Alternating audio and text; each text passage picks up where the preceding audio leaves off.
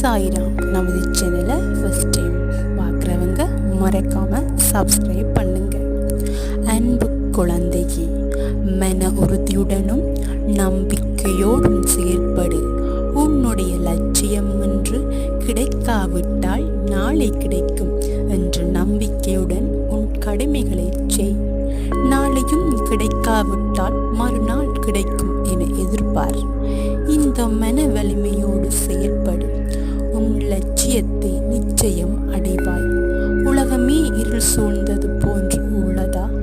இன்னும் எத்தனை நாள் இந்த வேதனையும் துக்கமும் என்ற கேள்வியும் அதில் உள்ள வலியின் ஆதங்கத்தையும் உணர்கிறேன். கவலை கொள்ளாதே, இந்நிலை விரைவில் மாறும்.